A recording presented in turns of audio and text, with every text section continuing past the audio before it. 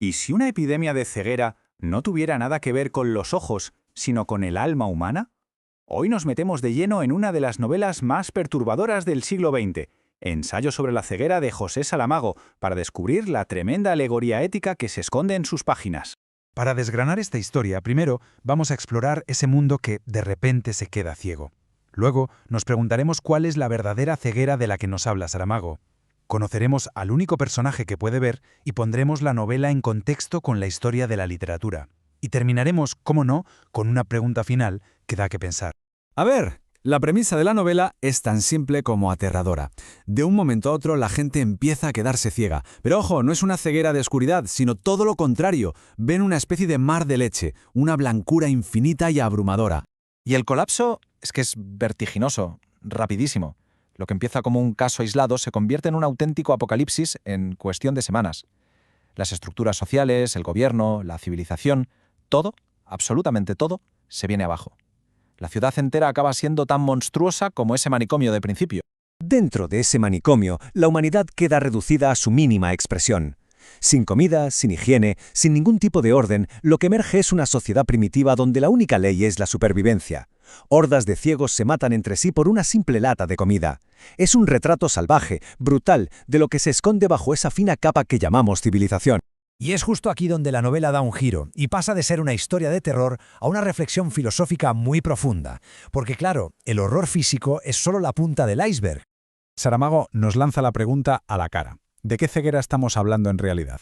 ¿De la que afecta a los ojos o de una que ya estaba ahí, instalada en nosotros desde mucho antes? Aquí está la clave de todo. Por un lado, la ceguera física, ese mal blanco. Pero por otro, la ceguera moral. Y lo interesante es que la primera no causa la segunda. No.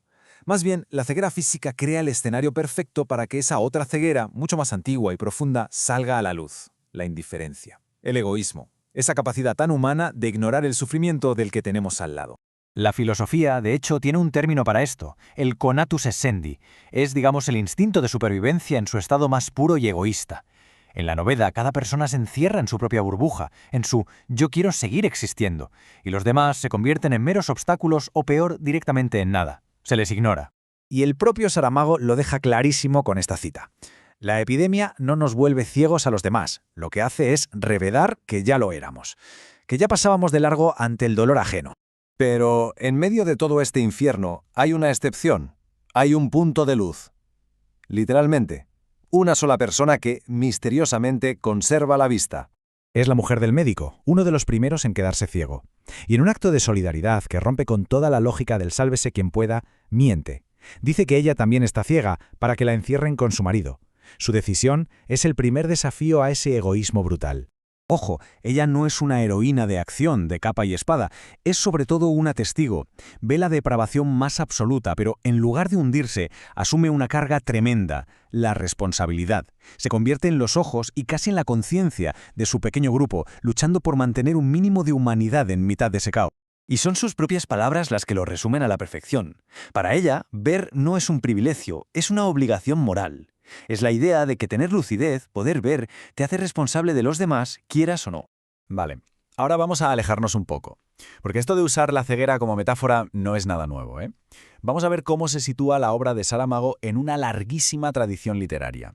Históricamente, la literatura ha estado plagada de estereotipos sobre la ceguera.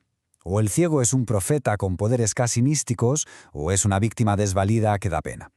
A veces es el malo de la película, como si su falta de vista reflejara una oscuridad interior.